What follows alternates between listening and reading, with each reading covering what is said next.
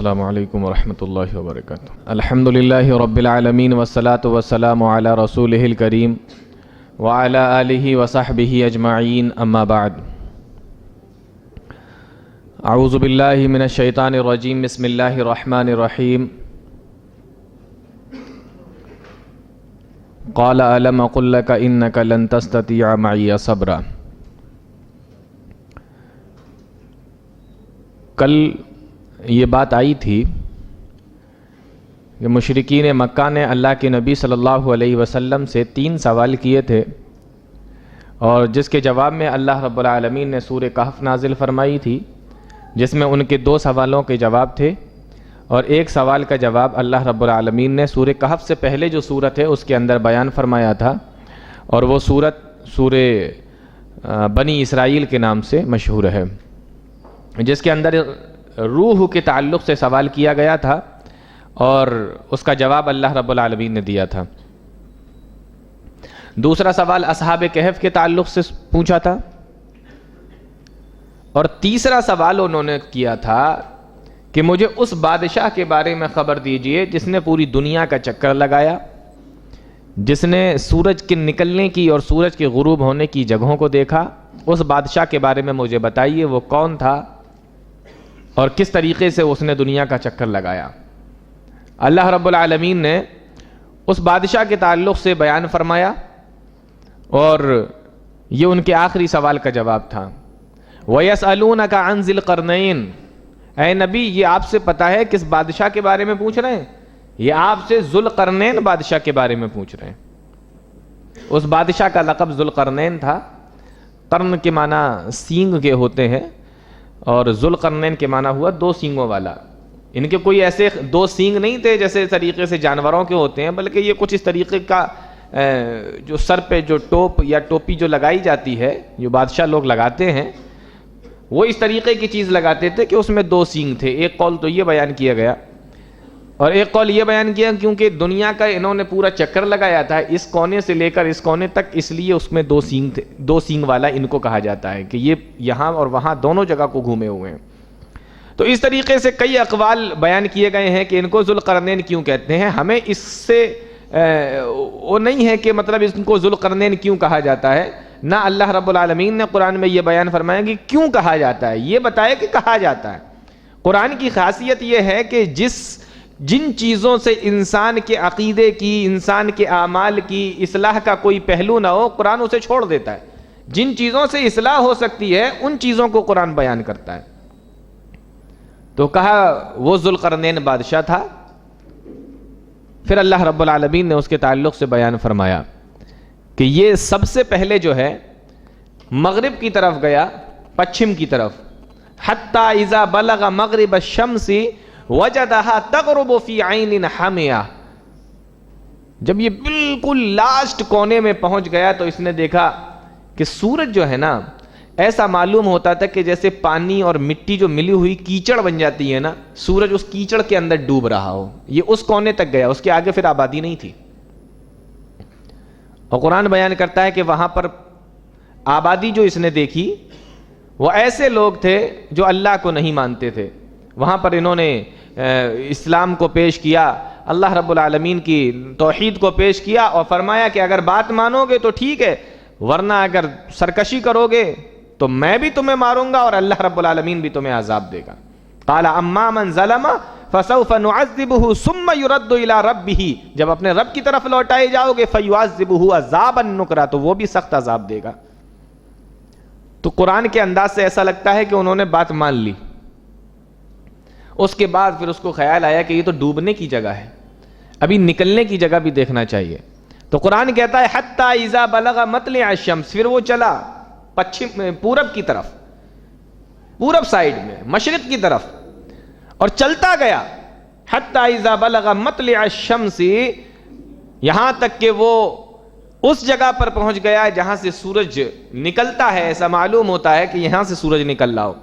وجدها تطلع على قوم، تو وہاں پر بھی کچھ آبادیاں دیکھیں، اور قرآن بیان کرتا ہے لم نجعل لهم من دونها سترا، سورج کے اور ان کے درمیان کوئی پردہ نہیں تھا، مطلب ان کے پاس میں رہنے کو کپڑے نہیں تھے، پہننے کو کپڑے نہیں تھے، رہنے کو مکان نہیں تھا۔ پہاڑوں کی غاروں میں رہتے تھے، جب سورج ڈوب جاتا تھا تو باہر نکل کے آ جاتے تھے، جب نکل آتا تھا تو یہ اندر گھس جایا کرتے تھے۔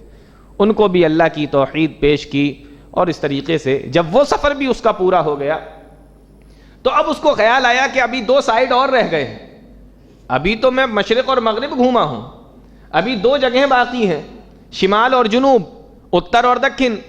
تو اب وہ جو ہے اتر سائیڈ میں آیا، یہ جو ہم لوگوں کی سائیڈ ہے، ہم لوگ اتر ہی کی سائیڈ میں تو رہتے ہیں، اب یہ جو ہے نا اتر سائیڈ میں آیا اور چلتا گیا۔ قرآن بیان کرتا ہے حتی اذا بلغ بین السدین، یہاں تک کہ وہ ایک پہاڑی سلسلے میں آیا، پہاڑی علاقوں میں۔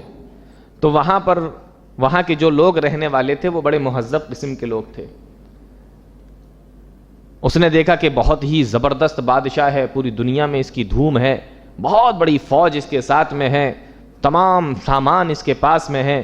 تو انہوں نے کہا کہ دیکھیے بادشاہ، ہم لوگ جو ہے نا، ہم لوگ شہر کے رہنے والے مہذب لوگ ہیں، سیدھے سادے لوگ ہیں، یہ پہاڑ کا جو درہ آپ دیکھ رہے ہیں، یہ جو پہاڑ کا علاقہ آپ دیکھ رہے ہیں، اور اس پہاڑی کے اندر سے جو بیچ میں جو جگہ آپ دیکھ رہے ہیں، اس پہاڑی کے پیچھے ایک قوم آباد ہے جس کو یاجوج ماجوج کہا جاتا ہے۔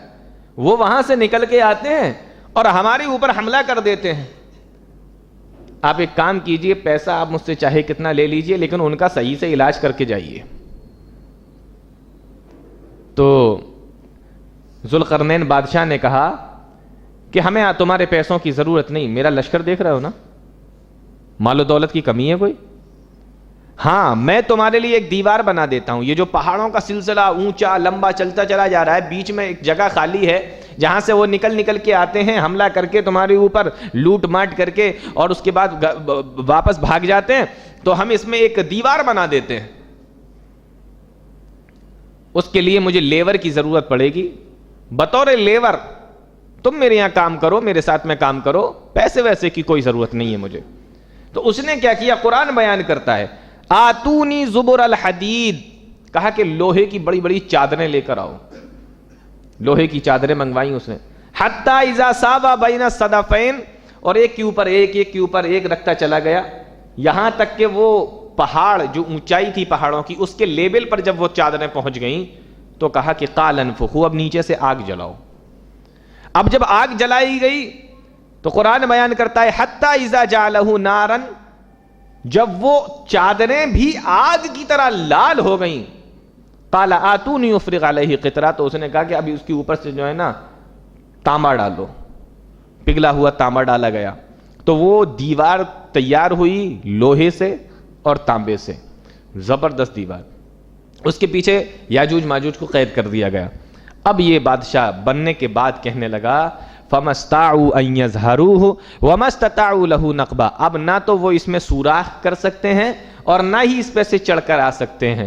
هَذَا رَحْمَةٌ مِّن رَبِّي، یہ ہمارے رب کا فضل ہے۔ فَإِذَا جَاءَ وَعْدُ رَبِّي جَعَلَهُ دَكًّا وَكَانَ وَعْدُ رَبِّي حَقًّا، ہاں جب اللہ کی طرف سے فیصلہ ہو جائے گا، اللہ کی طرف سے اس کا وقت مقرر ہو جائے گا، تو یہ دیوار ٹوٹ جائے گی، گر جائے گی، اور پھر اس کے بعد میں جو ہے قیامت قائم ہوگی یا لوگ نکلیں گے، وہ بات کی بات ہے۔ تو یہ اس طریقے سے دیوار بنائی اس ذوالقرنین بادشاہ نے، اور اس کے پیچھے یاجوج ماجوج کو قید کر دیا۔ اب یاجوج ماجوج کے تعلق سے بھی بڑی الگ الگ طرح کی چیزیں اور خیالات ہم لوگوں کے ذہنوں میں ہیں۔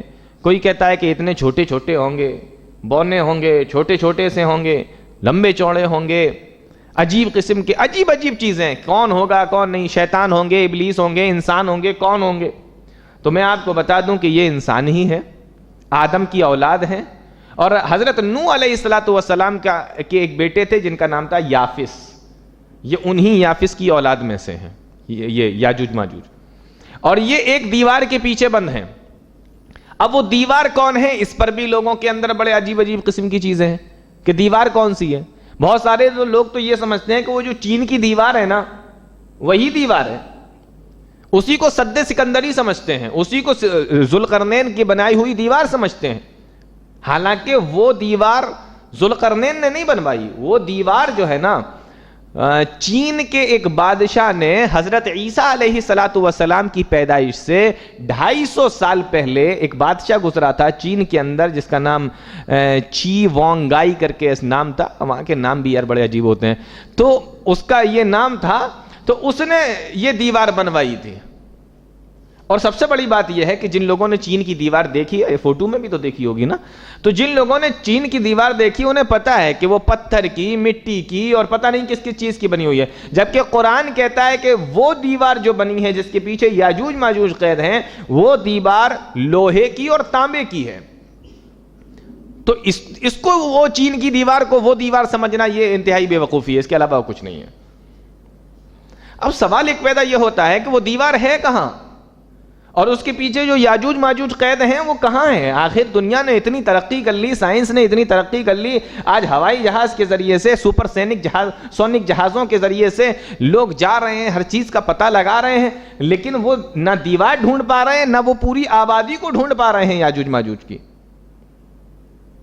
تو اس کا جواب یہ ہے کہ دنیا نے ابھی ترقی کر لی, لیکن پوری ترقی کر لی یہ نہیں کہا جا سکتا.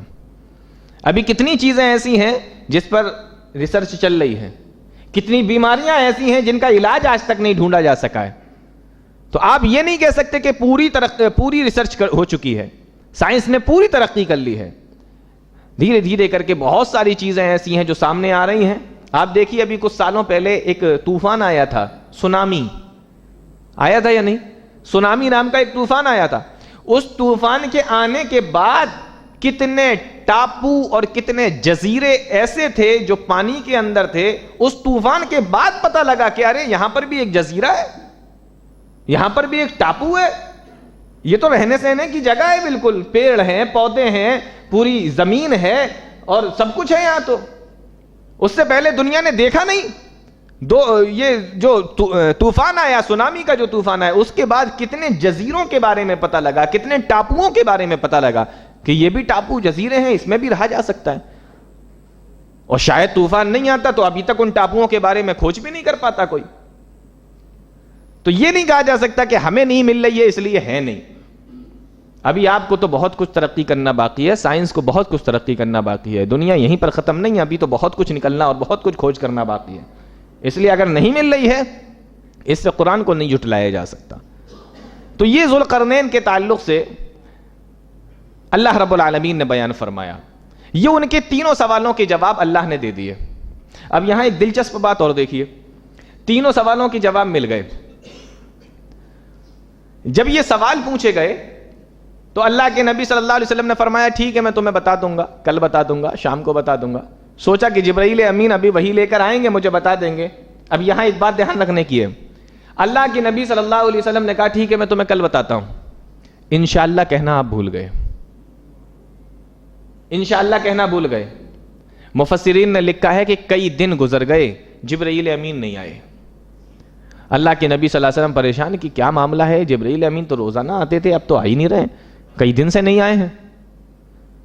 تو مکہ والے بھی چڑھانے لگے, کیوں, کیا ہوا, بتا دیا, بن گئے اللہ کے نبی, ہو گیا. اس طریقے سے چڑھانے لگے.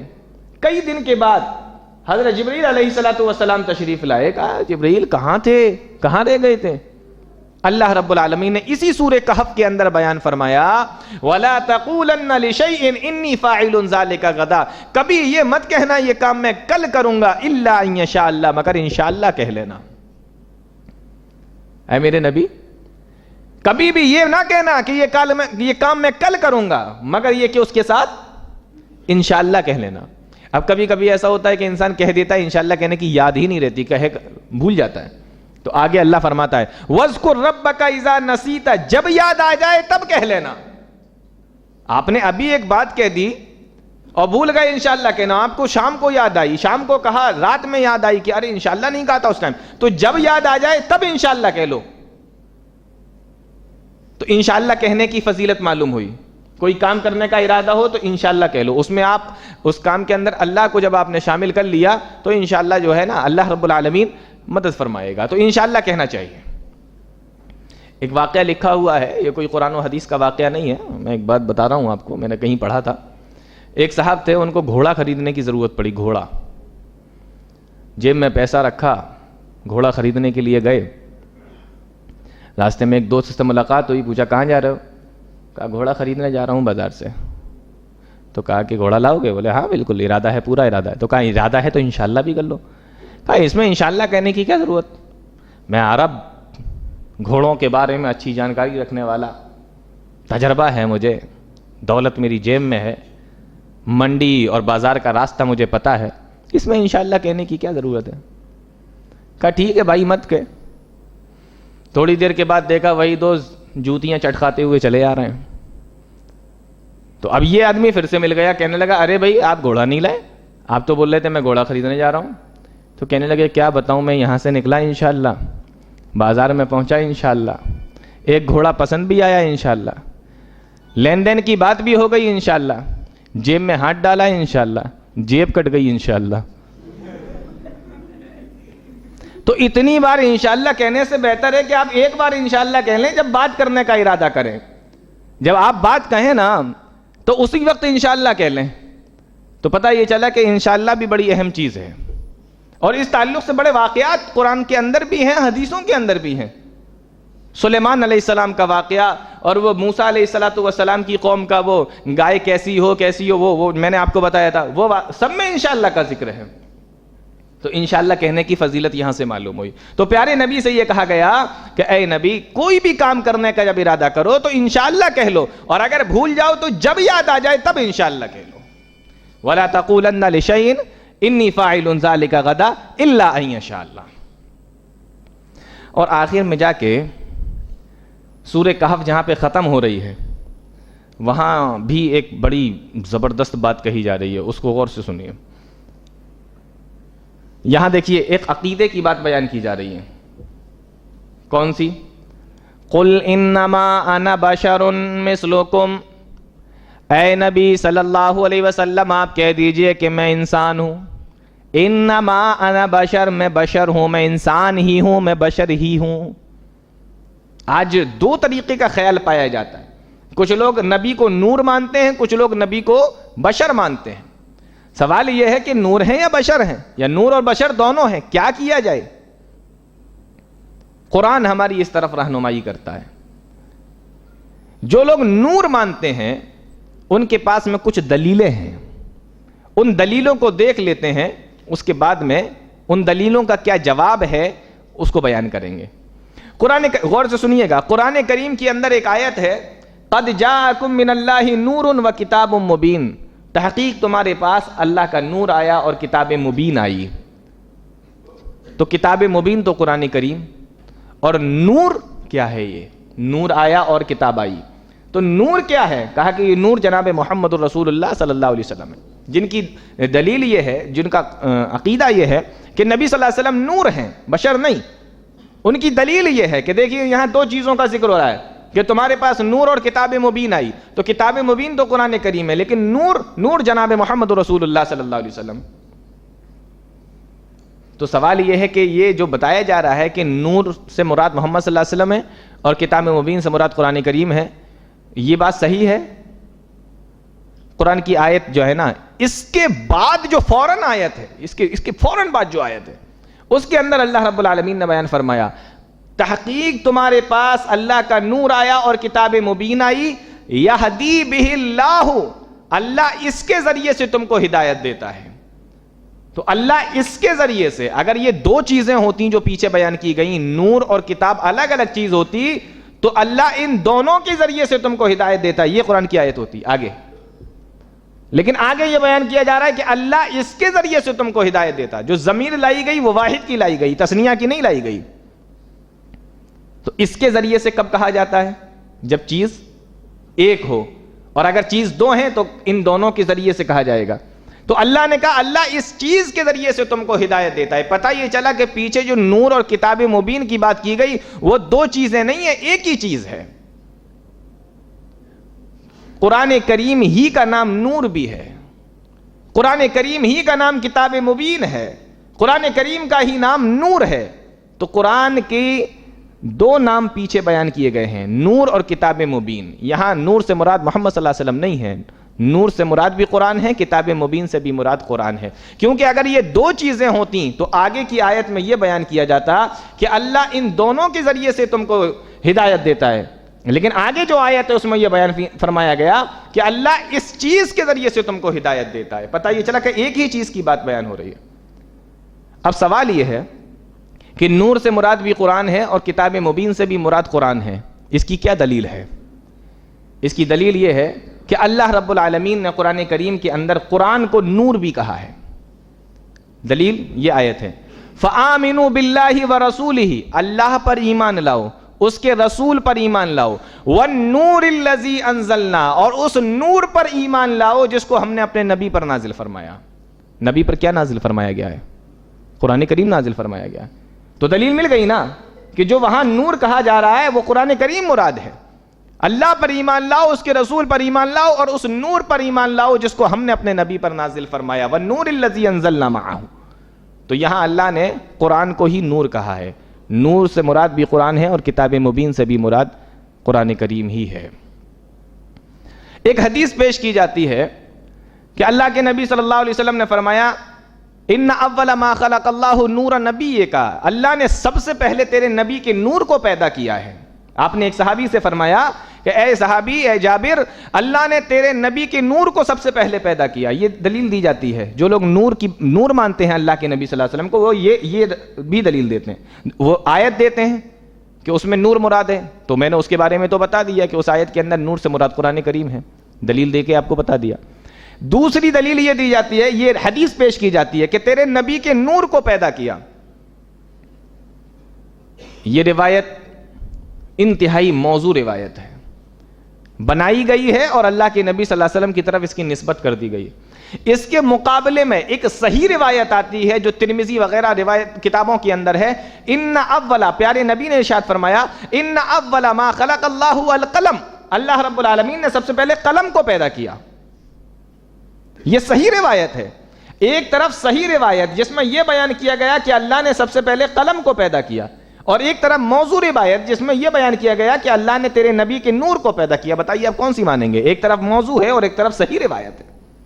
تو یہ دلیل کہ نبی کے نور کو پیدا کیا، وہ اس حدیث کے ذریعے سے یہ دلیل ختم ہو جاتی ہے۔ بات سمجھ میں آ رہی؟ تیسری دلیل یہ دی جاتی ہے نبی صلی اللہ علیہ وسلم کی نور کی کہ آپ تھے تو نور ہی، لیکن انسان کی شکل میں آئے تھے، بشر کی شکل میں آئے تھے۔ کیا یہ بات صحیح ہے؟ اگر آپ صلی اللہ علیہ وسلم نور ہوتے اور انسان کی شکل میں آتے تو آپ کو کھانے پینے کی ضرورت نہیں پڑتی، کیونکہ اللہ نے جتنی مرتبہ بھی اپنے فرشتوں کو انسان کی شکل میں دنیا کے اندر بھیجا، ان فرشتوں نے کبھی کھایا نہیں، پیا نہیں۔ اور وہ واقعہ بڑا مشہور ہے جو حضرت ابراہیم علیہ الصلوۃ والسلام کی یہاں چند فرشتے مہمان بن کر آئے تھے اور انہوں نے کھانا رکھا تب بھی نہیں کھایا۔ کیوں؟ اس لیے کہ وہ نور کی مخلوق تھے، انسان کی شکل میں آئے تھے۔ معلوم یہ ہوا کہ کبھی نوری مخلوق جب انسان کی شکل میں آ جاتی ہے اس کو کھانے کی ضرورت نہیں رہتی، پینے کی ضرورت نہیں رہتی۔ اور پیارے نبی اگر نوری مخلوق تھے، انسان کی شکل میں دنیا کے اندر آئے تھے تو آپ کو بھی ضرورت نہیں ہونا چاہیے تھی۔ لیکن ہم دیکھتے ہیں کہ پیارے نبی صلی اللہ علیہ وسلم کی 63 سالہ زندگی کے اندر آپ نے کھایا بھی ہے، پیا بھی ہے، رہن سہن آپ کا تمام اس طریقے کا تھا جس طریقے سے انسانوں کا ہوتا ہے۔ تو یہ دلیل بھی نہیں دی جا سکتی۔ اب ایک چیز اور دیکھیے، آپ پورا قرآن پڑھ لیجئے، پورا قرآن دیکھ لیجئے، پورے قرآن کے 30 پارے دیکھ جائیے آپ کو یہ بات تو کئی جگہ پر ملے گی کہ اے نبی آپ کہہ دیجئے کہ میں انسان ہوں، میں بشر ہوں، یہ بات تو ملے گی، لیکن پورے قرآن میں یہ کہیں پر بھی نہیں ہے کہ اے نبی آپ کہہ دیجئے کہ میں نور ہوں۔ یہ کہیں نہیں ہے۔ یہ تو ہے کہ میں بشر ہوں، میں نور ہوں، یہ نہیں ہے۔ تو قرآن نے یہ بتایا۔ بات سمجھ میں آ رہی ہے؟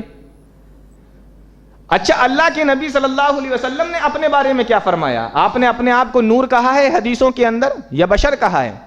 تو ایک نہیں کئی روایتیں اس طریقے کی ملتی ہیں۔ اللہ کے نبی صلی اللہ علیہ وسلم ارشاد فرماتے ہیں، مسلم کی روایت ہے کہ اے لوگو، تم لوگ اپنا جھگڑا لے کر میرے پاس میں آتے ہو، میں ایک انسان ہوں، تم میں سے کوئی جھوٹا ہوتا ہے اور چرب زبان ہوتا ہے، بولتا بہت زیادہ ہے، اور ایک کوئی سچا ہوتا ہے لیکن بولنے میں اتنا ہوشیار نہیں ہوتا۔ تو کبھی کبھی جھوٹا آدمی سچا لگنے لگتا ہے اپنے بولنے کی وجہ سے۔ اگر میں اس کی بات کو سن کر اس کے حق میں فیصلہ کر دوں، جھوٹے کے حق میں، تو پیارے نبی نے فرمایا تو سمجھ لینا کہ وہ زمین نہیں لے رہا ہے، وہ جہنم کا ایک ٹکڑا لے رہا ہے۔ انما انا بشر، میں تو انسان ہوں، تمہاری باتوں کو سن کر فیصلہ کرتا ہوں۔ یہ مسلم کی روایت ہے۔ اللہ کے نبی نے یہاں اپنے آپ کو بشر کہا ہے۔ ایک حدیث کے اندر آتا ہے، بخاری کی روایت ہے، اللہ کے نبی صلی اللہ علیہ وسلم نے ایک مرتبہ نماز پڑھائی، نماز کے دوران 2 رکعت نماز، ظہر کی نماز تھی، 2 رکعت نماز پڑھ کے سلام پھیر دیا۔ صحابہ سوچنے لگے کہ شاید نماز کم ہو گئی ہو، 4 کی جگہ 2 ہی ہو گئی ہو، لیکن ایک صحابی تھے جن کا نام ذوالیدین تھا، وہ کھڑے ہوئے، کہا اللہ کے نبی نماز کم ہو گئی ہے کیا؟ آپ نے فرمایا کیا ہوا؟ کہا آپ نے 2 رکعت پہ نماز سلام پھیر دیا۔ کہا انما انا بشر، میں انسان ہوں، انسا کما تنسون، میں بھول جاتا ہوں جیسے تم بھول جاتے ہو، فاذا نسیت فذکرونی، جب میں بھول جایا کروں تو مجھے یاد دلا دیا کرو۔ تو پیارے نبی نے بہت ساری حدیثوں کے اندر اپنے آپ کو بشر کہا ہے، بہت ساری روایتیں ہیں۔ تو اللہ کے نبی صلی اللہ علیہ وسلم نے اپنے آپ کو بشر کہا، قرآن نے پیارے نبی کو بشر کہا، اور نور والی جتنی بھی دلیلیں دی جاتی ہیں وہ سب قرآن کی آیتوں کے ذریعے سے اور صحیح حدیثوں کے ذریعے سے ان کا رد ہو جاتا ہے، ان کا کھنڈن ہو جاتا ہے۔ تو قرآن یہاں بیان فرما رہا ہے، قل انما انا بشر، اے نبی آپ کہہ دیجئے کہ میں بشر ہوں، انسان ہوں۔ ایک بات غور کرنے کی، آپ انسان ہیں تو کیسے انسان ہیں؟ بہت سارے لوگ کیا سمجھتے ہیں کہ انسان کہہ دیا تو جیسے آپ ہم اس طریقے کے، جی نہیں، بشر ہیں لیکن عام انسانوں کی طرح نہیں۔ آپ کی جو فضیلتیں ہیں، آپ کے جو کمالات ہیں، آپ کے جو معجزات ہیں، پوری دنیا کے اندر، پوری کائنات کے اندر کوئی مقابلہ ہی نہیں کر سکتا پیارے نبی کی طرح۔ اللہ نے نہ کسی کو بنایا اور نہ کسی کو بنائے گا۔ اللہ کے بعد اس پوری کائنات کے اندر اگر سب سے بڑا مقام کسی کا ہے تو وہ جناب محمد رسول اللہ صلی اللہ علیہ وسلم کا ہے۔ انسان کا مطلب یہ نہیں کہ آپ اپنی طرح سمجھنے لگیں، وہ بہت اونچے، بہت اونچے، بہت بلند، بہت بلند، ان کا مقام، ان کی عظمتیں، ان کی رفعتیں، ان کی بلندیاں، اللہ کے بعد سب سے بڑا مقام انہی کا ہے۔ یہ اللہ کے نبی صلی اللہ علیہ وسلم کی فضیلت ہے۔ تو یہاں ایک مسئلہ یہ حل ہو گیا کہ پیارے نبی صلی اللہ علیہ وسلم نور ہیں یا بشر؟ تو اللہ نے یہ بیان فرمایا، قل انما انا بشر مثلکم یوحی الی انما الہکم الہ واحد۔ اب اگر آپ لوگ تھوڑا سا اور دلچسپی لیں تو میں یہاں پر ایک اور دلچسپ بحث کرنا چاہتا ہوں، ایک اور مسئلے پر۔ یہ ثابت ہو گیا کہ نبی صلی اللہ علیہ وسلم نور ہیں یا بشر۔ اس کے بعد ایک بحث اور ہے، بڑی دلچسپ ہے، وہ یہ ہے کیا اللہ کے نبی صلی اللہ علیہ وسلم کا سایہ تھا یا نہیں؟ یہ بھی ایک بڑا دلچسپ مسئلہ ہے، کیا اللہ کے نبی صلی اللہ علیہ وسلم کا سایہ تھا یا نہیں؟ بہت سے لوگ ہیں جو یہ کہتے ہیں کہ سایہ نہیں تھا، بہت سے لوگ ہیں جو یہ کہتے ہیں کہ سایہ تھا۔ قرآن اور حدیث اس تعلق سے کیا کہتا ہے کہ کیا پیارے نبی کا سایہ تھا یا نہیں تھا؟ جب ہم قرآن کو دیکھتے ہیں تو قرآن کے اندر ہمیں 2 آیتیں، ایک 13ویں پارے میں، ایک 14ویں پارے میں ایسی ملتی ہیں جس کے اندر اللہ رب العالمین نے فرمایا کہ وَلِلَّهِ يَسْجُدُ مَنْ فِي السَّمَاوَاتِ وَالْأَرْضِ طَوْعًا وَكَرْهًا وَظِلَالُهُمْ بِالْغُدُوِّ وَالْآصَالِ۔ اللہ نے جتنی مخلوق زمین و آسمان میں بنائی وہ اور ان کے سائے سب اللہ کو سجدہ کرتے ہیں۔ یہ 13ویں پارے کی آیت، اور 14ویں پارے کی آیت اَوَلَمْ يَرَوْا إِلَى مَا خَلَقَ اللَّهُ مِنْ شَيْءٍ يَتَفَيَّأُ ظِلَالُهُ عَنِ الْيَمِينِ وَالشَّمَائِلِ سُجَّدًا لِلَّهِ وَهُمْ دَاخِرُونَ۔ کیا تم دیکھتے نہیں ہو کہ اللہ رب العالمین نے جتنی چیزوں کو بنایا ہے اور ان کے سایوں کو بنایا، وہ سارے کے سارے اللہ رب العالمین کو سجدہ کرتے ہیں، وہ اور ان کے سائے اللہ کو سجدہ کر رہے ہیں۔ ان دونوں آیتوں سے پتہ چلا کہ اللہ نے جس کو بھی بنایا، جتنی مخلوق کو بنایا ہے، سب کے سائے کو بنایا۔ اب آپ مجھے یہ بتائیے، اللہ کے نبی صلی اللہ علیہ وسلم مخلوق تھے یا نہیں؟ اللہ کے نبی صلی اللہ علیہ وسلم اسی زمین و آسمان کے تھے یا نہیں؟ تھے نا؟ تو اللہ نے فرمایا جو کچھ زمین و آسمان میں، جتنی مخلوق ہم نے پیدا کی، سب کے سائے بنائے، تو پیارے نبی صلی اللہ علیہ وسلم کا بھی سایہ ہوگا۔ قرآن کی آیتیں بتا رہی ہیں۔ اب اس کے تھوڑا سا آگے بڑھیے، حدیث کو لے لیجئے، یہ تو 2 آیتیں ہو گئیں۔ اب 2 حدیثیں دیکھیے۔ مستدرک حاکم کی بالکل صحیح روایت ہے، حضرت انس رضی اللہ تعالیٰ عنہ بیان فرماتے ہیں کہ اللہ کے نبی صلی اللہ علیہ وسلم نے ایک مرتبہ نماز پڑھائی، اور نماز کی حالت میں آپ تھوڑا سا آگے بڑھے اور اس کے بعد آپ پیچھے ہٹ گئے۔ نماز ختم ہونے کے بعد ہم لوگوں نے سوال کیا، اے اللہ کے نبی ذرا یہ بتائیے کہ آپ اس طریقے سے نماز میں آگے نہیں بڑھتے ہیں، آج کیسے آگے بڑھ گئے؟ آپ نے فرمایا کہ نماز کی حالت میں میرے سامنے جنت پیش کی گئی، میں نے دیکھا کہ اس کے اندر بہت ہی بہترین قسم کے انگور لگے ہوئے ہیں، میرے دل میں خیال آیا کہ لاؤ ایک گچھا، ایک خوشہ توڑ لیتے ہیں۔ میں آگے بڑھا ہم سے کہا گیا کہ آپ جو ہے اپنی جگہ پہ کھڑے ہو جائیے. میں پیچھے آ گیا. اتنے میں نے دیکھا جنت کے بعد پھر جہنم کو میرے سامنے پیش کیا گیا. جب جہنم میرے سامنے آئی، حتی، حدیث کے الفاظ دیکھو، حتی رأیت ذلی و ذلکم، میں نے اس جہنم کی روشنی میں تمہارے اور اپنے سائے کو دیکھا. حتی رأیت ذلی و ذلکم، میں نے اپنا سایہ اور تمہارا سایہ اس میں دیکھا. روشنی آتی ہے نا تو سایہ دکھتا ہے کہ نہیں دکھتا ہے؟ حتی رأیت ذلی و ذلکم، تو یہاں الفاظ موجود ہیں، میں نے اپنا سایہ دیکھا، تمہارا سایہ دیکھا. یہ حدیث بتا رہی ہے کہ پیارے نبی کا سایہ تھا. اور ایک اور روایت ہے، یہ مسند احمد کی صحیح روایت ہے. حضرت زینب رضی اللہ تعالی عنہا جو پیاری نبی کی بڑی پیاری بیوی تھیں، اور حضرت صفیہ رضی اللہ تعالی عنہا یہ بھی پیارے نبی صلی اللہ علیہ وسلم کی بیوی تھیں. یہ دونوں ایک سفر میں اللہ کے نبی صلی اللہ علیہ وسلم کے ساتھ میں تھیں. تو زینب کے پاس میں 2 اونٹ تھے، صفیہ کے پاس میں 1 اونٹ تھا. حضرت صفیہ کا اونٹ بیمار ہو گیا، نہیں چل سکتا تھا. تو اللہ کے نبی صلی اللہ علیہ وسلم نے زینب سے کہا کہ اے زینب، تمہارے پاس میں 2 اونٹ ہیں، تم اس میں سے 1 اونٹ صفیہ کو دے دو. تو زینب چونکہ قریش قبیلے کی تھیں اور اللہ کے نبی صلی اللہ علیہ وسلم کی بڑی چہیتی بیوی بھی تھیں، انہوں نے کہا کہ میں اس صفیہ کو، اس یہودیہ کو، حضرت صفیہ جو ہے نا یہ اسلام لانے سے پہلے یہودیہ تھیں، مطلب یہودی تھیں، تو کہا کہ میں اس یہودیہ کو اونٹ دے دوں. دیکھو یہ سوکن کا اپنا معاملہ ہے، جو سوتن اور سوکن ہوتی ہیں نا تو ان کا یہ سب چلتا ہے. تو کہا کہ میں اس یہودیہ کو اونٹ دے دوں. اللہ کے نبی صلی اللہ علیہ وسلم اس بات سے بہت ناراض ہوئے. حدیث کے اندر آئے کہ کئی مہینے تک اللہ کے نبی صلی اللہ علیہ وسلم حضرت زینب کے گھر نہیں آئے، غصے کی وجہ سے، ناراضگی کی وجہ سے. حضرت زینب کہتی ہیں تقریباً 3 مہینے گزر گئے. فبینما انا بنصف النہار، ایک دن دوپہر کا وقت تھا، اذا انا بذل رسول اللہ صلی اللہ علیہ وسلم مقبل، دیکھو حدیث کے الفاظ ہیں، اذا انا بذل رسول اللہ، میں نے دیکھا کہ ایک آدمی کا سایہ میرے گھر کی طرف آ رہا ہے. جب میں نے دیکھا فاذا انا بذل رسول اللہ صلی اللہ علیہ وسلم مقبل، تو دیکھا کہ اللہ کے نبی صلی اللہ علیہ وسلم آ رہے تھے.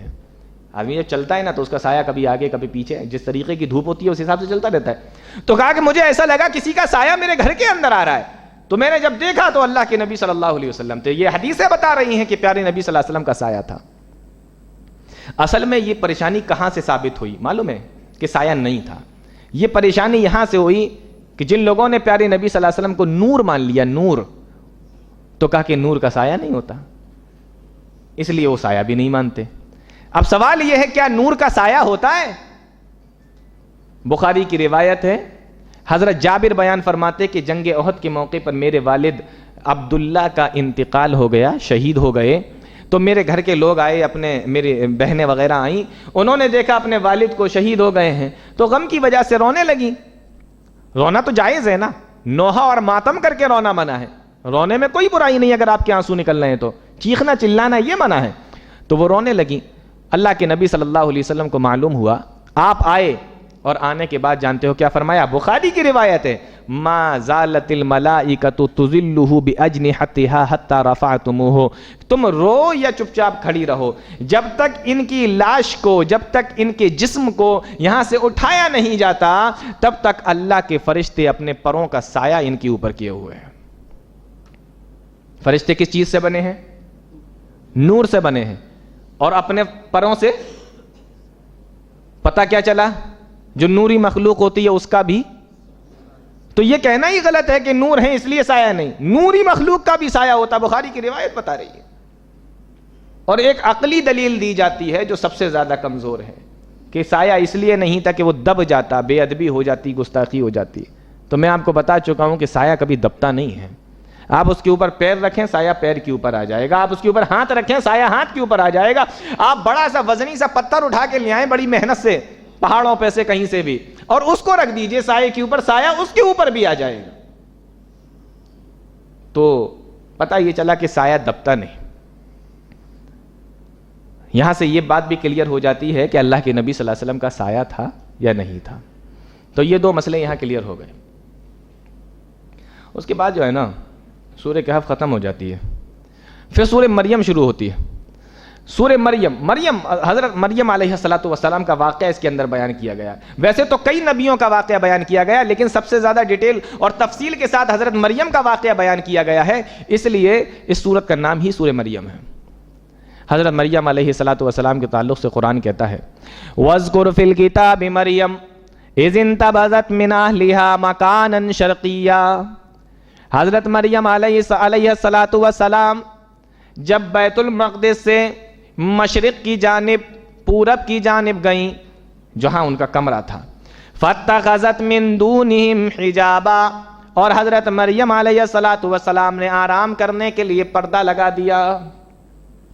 ابھی آپ اس پردے کے پیچھے تھیں، فَأَرْسَلْنَا إِلَيْهَا رُوحَنَا فَتَمَثَّلَ لَهَا بَشَرًا سَوِيًّا، اللہ رب العالمین نے جبرائیل علیہ السلام کو ایک انسان کی شکل میں ان کے پاس بھیج دیا۔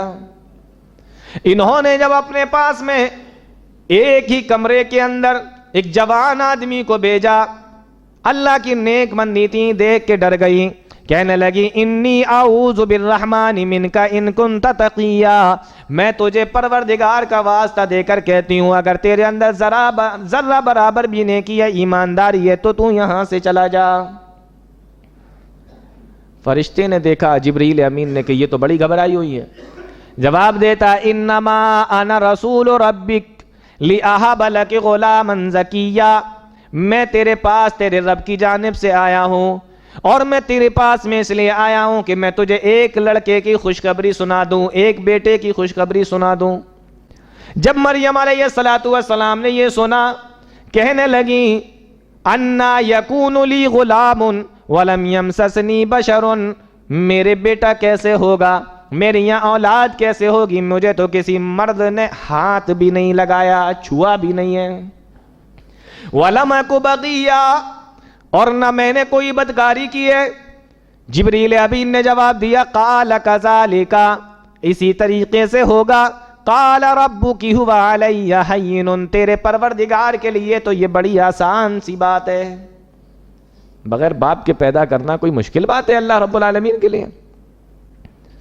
اب قرآن کہتا ہے کہ جبرائیل علیہ السلام وہاں سے چلے گئے خوشخبری دے کر، اور ان کے اوپر ایسے پھونک مار دی، جب پھونک ماری اسی سے ہی وہ حاملہ ہو گئی، اور جب وقت آیا فَأَجَاءَهَا الْمَخَاضُ إِلَىٰ جِذْعِ النَّخْلَةِ، پھر وہ جس جگہ جس کمرے میں رہتی تھیں اس کمرے سے بیت المقدس سے تقریباً 8 میل کی دوری پر ایک جگہ ہے جس کو نام بیت اللحم کہا جاتا ہے، وہاں پر چلی گئیں۔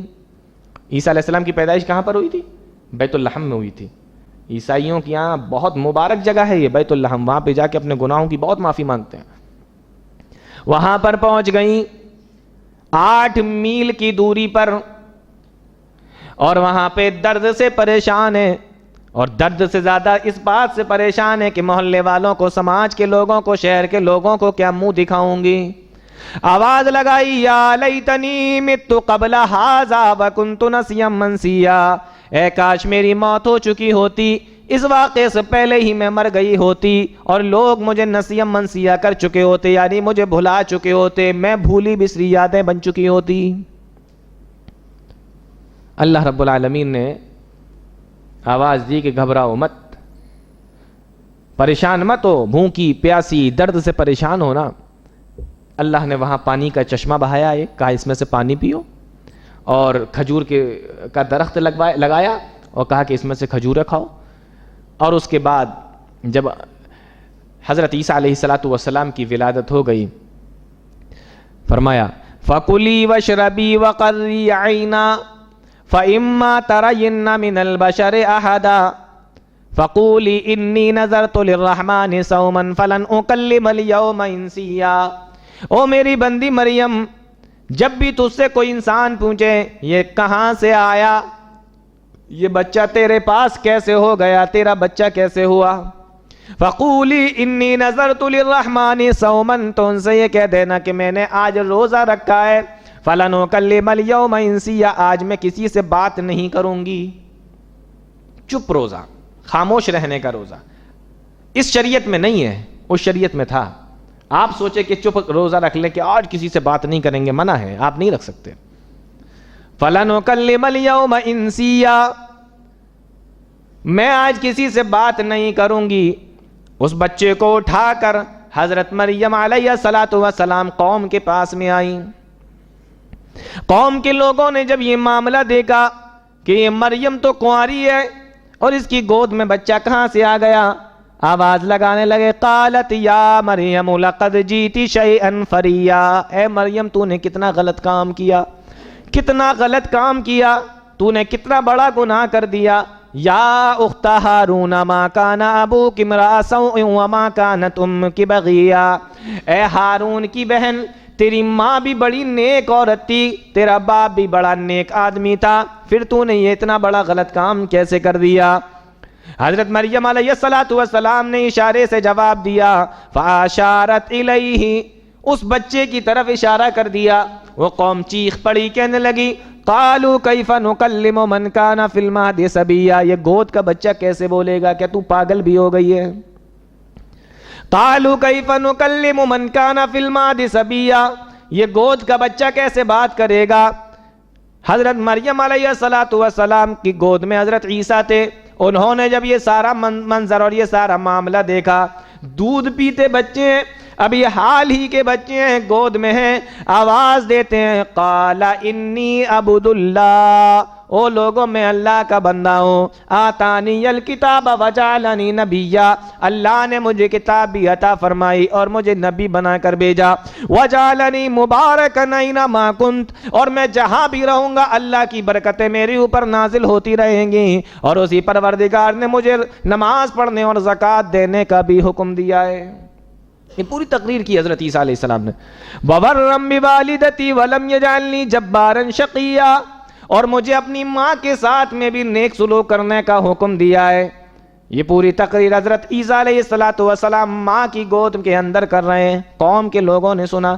غور کرنے کی بات یہ ہے کہ ماں کو پریشان کر رہے تھے، ماں کی صفائی دینے سے پہلے حضرت عیسیٰ علیہ السلام نے اللہ کی پاکیزگی کو بیان فرمایا اور کہا، انی عبد اللہ، او لوگوں میں اللہ کا بندہ ہوں، کہیں تم مریم کو اللہ کی بیوی نہ بنا لینا، کہیں تم مجھے اللہ کا بیٹا نہ بنا لینا، انی عبد اللہ، میں اللہ کا بیٹا بن کے نہیں آیا ہوں، میں اللہ کا نبی ہوں، میں اللہ کا بندہ ہوں، انی عبد اللہ۔ اپنی صفائی دینے سے پہلے، اپنی ماں کی صفائی دینے سے پہلے اللہ رب العالمین کی پاکیزگی کو بیان فرما دیا۔ اور آج دنیا کے لوگوں نے کیا کیا؟ بیٹا بنا لیا، جس کا سب سے پہلے جواب دیا، جو پوچھا بھی نہیں گیا تھا، اس کا جواب سب سے پہلے دینا مناسب سمجھا اور اللہ کی پاکیزگی کو بیان فرمایا۔ آج انہی کے ماننے والوں نے ان کو اللہ کا بیٹا بنا ہی لیا۔ اس طریقے سے حضرت عیسیٰ علیہ السلام کی پیدائش ہوئی۔ دیکھیے، دنیا میں جو پیدائش ہوتی ہے نا، وہ 4 طریقے ہیں دنیا میں پیدا ہونے کے۔ بغیر ماں باپ کے حضرت آدم علیہ السلام، صرف مرد سے حضرت حوا علیہ السلام، صرف عورت سے حضرت عیسیٰ علیہ السلام، مرد اور عورت دونوں سے۔ آپ دیکھتے رہتے ہیں، وہ تو کسی کی بھی مثال لی جا سکتی ہے۔ تو دنیا میں آنے کے 4 طریقے، چاروں طریقے اللہ رب العالمین نے دکھا دیے۔ ایسا نہیں ہے کہ میں مرد اور عورت کے ملاپ ہی سے اولاد پیدا کر سکتا ہوں، میں اگر چاہوں تو بغیر ماں باپ کے اولاد دے دوں، میں اگر چاہوں تو بغیر باپ کے دے دوں، میں اگر چاہوں تو بغیر ماں کے بھی پیدا کر سکتا ہوں۔ یہ الگ بات ہے کہ ماں باپ کے ملاپ سے اولاد دنیا میں آتی ہے۔ طاقت میرے پاس چاروں طریقے کی ہے۔ چاروں طریقے اللہ رب العالمین نے دنیا کے اندر بیان فرمائے۔ اور ایک غور کرنے کی بات اور ہے اس واقعے کے اندر، فرمایا قوم کے لوگوں نے، اے ہارون کی بہن، تیرے ماں باپ بڑے نیک آدمی تھے، یہ تو نے کیا کیا؟ اے ہارون کی بہن، یا اخت ہارون، اے ہارون کی بہن، یہ تو نے کیا کیا؟ سوال یہ ہے کہ وہ حضرت مریم کیا حضرت ہارون کی بہن تھیں؟ جواب ہے کہ نہیں۔ حضرت ہارون علیہ السلام جو ہے نا، یہ موسیٰ علیہ السلام کے زمانے کے ہیں، اور یہ حضرت عیسیٰ علیہ السلام کا زمانہ، دونوں میں 1000 سال سے زیادہ کا ڈیفرنس ہے، لیکن پھر بھی ہارون کی بہن کہا ہے۔ تو اس کا جواب یہ دیا گیا کہ چونکہ ہارون علیہ السلام ان کے خاندان میں کسی کا نام ہارون تھا، ایک جواب تو یہ دیا گیا، اور دوسرا جواب یہ دیا گیا کہ اس زمانے میں لوگ اپنے نبیوں کے نام پر نام رکھا کرتے تھے۔ ہارون علیہ السلام گزرے ہوئے زمانے کے نبی، لیکن اس دور میں لوگ اپنے نبیوں کے نام پر نام رکھا کرتے تھے۔ اس میں ہم لوگوں کے لیے بھی سبق ہے اور ہم لوگوں کے لیے عبرت ہے۔ آج ہم لوگ نیا نام ڈھونڈتے ہیں، ایک دم نیا چاہیے۔ وہ اس زمانے میں نبیوں کے نام پہ نام رکھا کرتے تھے۔ تو حضرت مریم علیہ الصلوۃ والسلام کا کوئی بھائی تھا جس کا نام ہارون تھا. اور ایک اور غور کرنے کی بات ہے, کہا اے ہارون کی بہن. بھائی کا نام لے کر حضرت مریم کو مخاطب کیا گیا. پتہ یہ چلا کہ بہن کی حرکتوں پر بھائی کو خاص طور سے نظر رکھنا چاہیے. بہن کی حرکتوں پر, بہن کی ایکٹیویٹی پر, بہن کیا کر رہی ہے, کہاں جا رہی ہے, کیا اس کے حالات ہے, اس چیز کے اوپر ماں باپ کو تو نظر رکھنا ہی چاہیے, ساتھ ہی ساتھ بھائی کو بھی نظر رکھنا چاہیے. یا اخت ہارون, اے ہارون کی بہن کہہ کر یہ بتایا گیا کہ دنیا کے جتنے بھائی ہیں وہ سن لیں اپنی بہنوں کے اوپر خاص طور سے نظر رکھیں.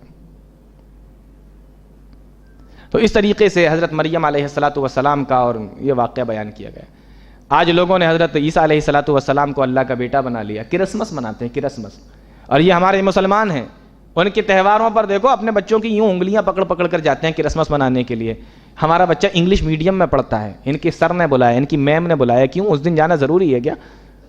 آپ کیوں سیلیبریٹ کر رہے ہیں؟ اللہ فرماتا ہے کہ جن لوگوں نے اللہ کا بیٹا بنا لیا, وقالوا اتخذ الرحمن ولدا, تم کہتے ہو اللہ کی اولاد ہے, اللہ کا بیٹا ہے. لقد جئتم شیئا ادا, یہ بہت ہی بری بات تم نے کہہ دی ہے, اتنی بڑی اور اتنی بری بات تم نے کہی ہے. تکاد السماوات یتفطرن منہ وتنشق الارض وتخر الجبال هدا, قریب ہے تمہارے یہ کہنے کی وجہ سے آسمان پھٹ جائے, زمین شق ہو جائے, پہاڑ ریزہ ریزہ ہو جائے. ان دعوا للرحمن ولدا, تم یہ کہتے ہو کہ اللہ کی اولاد ہے, اللہ کا بیٹا ہے. کتنی سخت الفاظوں میں اللہ رب العالمین نے ان لوگوں کے لیے کہا کہ جو سیلیبریٹ کرتے ہیں. جا کر آپ ان کے اسکول میں پڑھانا چاہتے ہیں, پڑھائیے, لیکن تہذیب اسلام کی رکھیے. آپ پڑھانا چاہتے ہیں, پڑھائیے, لیکن تعلیم اور تہذیب یہ اسلامی ہونا چاہیے. یہ آپ کو غور کرنے کی ضرورت ہے. تو اس واقعے سے پتہ یہ چلا کہ حضرت عیسیٰ علیہ السلام اللہ کے بیٹے نہیں, اللہ کے بندے ہیں. اس کے بعد سورہ طٰہٰ شروع ہوتی ہے. دو باتیں صرف سورہ طٰہٰ کے تعلق سے بتاؤں گا, دو باتیں. دیکھیں جو شروعات ہے نا بڑی دلچسپ ہے, آج کے حساب سے دیکھیے اس کو. اللہ فرماتا ہے طٰہٰ ما انزلنا علیک القرآن لتشقی, اے نبی یہ قرآن ہم نے اس لیے نازل نہیں کیا کہ اس قرآن کی وجہ سے آپ پریشانی میں مبتلا ہو جائیں, اس قرآن کی وجہ سے آپ مشقت کے اندر پڑ جائیں, تکلیف میں پڑ جائیں. کیا سمجھے اس آیت سے؟ یہ قرآن اس لیے نہیں آیا کہ اس قرآن کی وجہ سے آپ پریشانی میں مبتلا ہو جائیں. آج شبینے ہو رہے ہیں, ایک رات میں قرآن ختم ہو رہا ہے. کیا ہے یہ؟ خود بھی پریشان اور پوری قوم ہے. کیا ہے یہ؟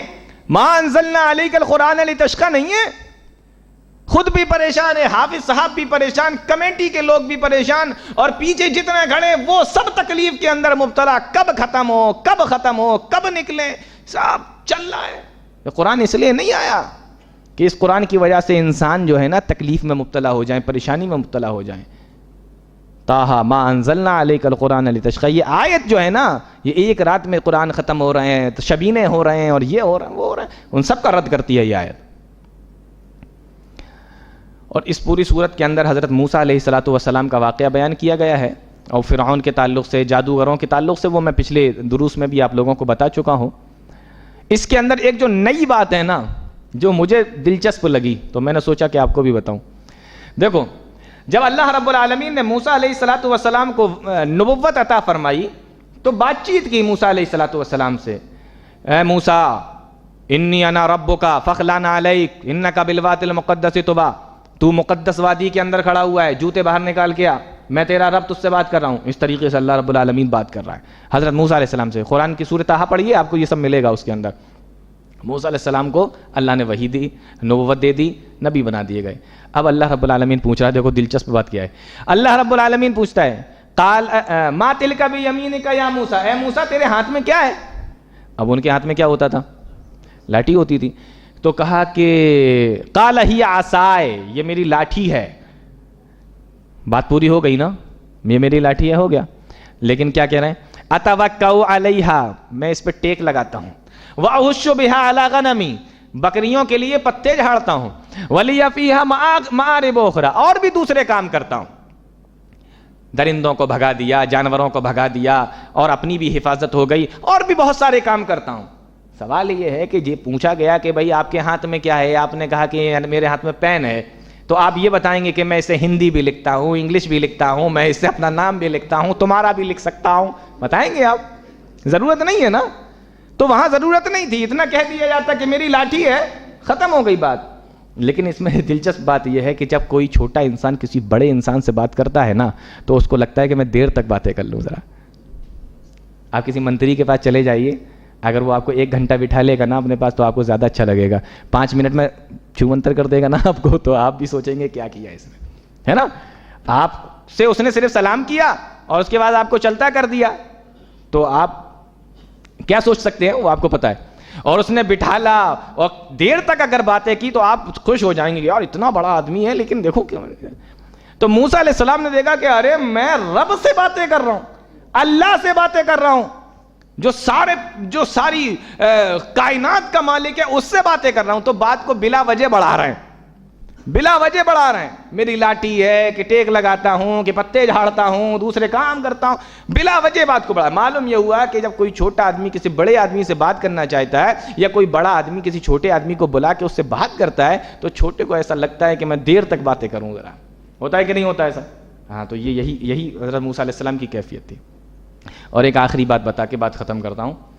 سورت کے آخر میں حضرت آدم علیہ السلام کا اور ابلیس کا واقعہ بیان کیا گیا ہے۔ یہ واقعہ بھی میں کئی بار بتا چکا ہوں، لیکن اس میں جو نئی بات آئی ہے وہ میں ابھی بتا رہا ہوں آپ کو۔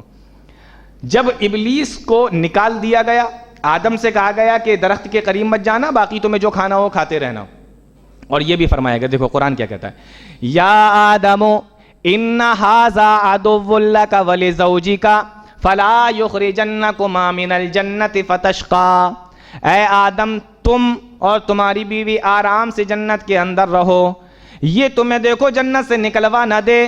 اگر تمہیں جنت سے نکال دیا گیا، اگر اس نے تمہیں جنت سے نکلوا دیا تو تم پریشانی میں مبتلا ہو جاؤ گے۔ ان لک الا تجوع فیھا ولا تعری، یہاں تمہیں بھوک نہیں لگتی، یعنی کھانا اتنا ہے کہ بھوکے نہیں رہتے۔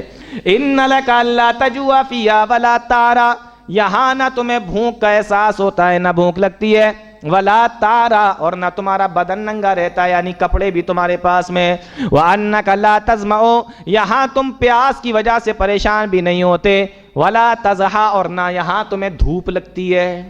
4 چیزیں بیان فرمائی جنت میں، بھوک نہیں لگتی، پیاس نہیں لگتی، کپڑے ہیں تمہارے پاس، اور دھوپ نہیں لگتی، مطلب رہنے کے لیے تمہارے پاس بہترین محل ہے۔ 4 چیزیں۔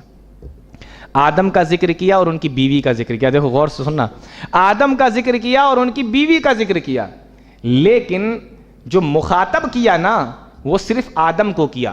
یہ نہیں کہا اے آدم اور ان کی بیوی سنو، یہ نہیں کہا، بلکہ کہا اے آدم، تم جنت میں جو رہ رہے ہو، یہاں تمہیں بھوک نہیں لگتی، پیاس نہیں لگتی، کپڑے ہیں تمہارے پاس، مکان ہے تمہارے پاس۔ 4 چیزیں بیان فرمائی، اور بعد میں ان کی بیوی کا بھی ذکر فرمایا۔ معلوم یہ ہوا کہ جب کوئی آدمی اپنی شادی کر کے لائے نا، بیوی کو لے کر آئے، تو کپڑا، روٹی، کھانا پینا، کپڑا اور مکان، یہ 4 چیزیں کس کی ذمہ داری ہے؟ مرد کی ذمہ داری ہے۔ اللہ رب العالمین نے آدم علیہ السلام کا نام لے کے 4 چیزوں کو بیان فرمایا، بعد میں ان کی بیوی کا ذکر بھی فرما دیا۔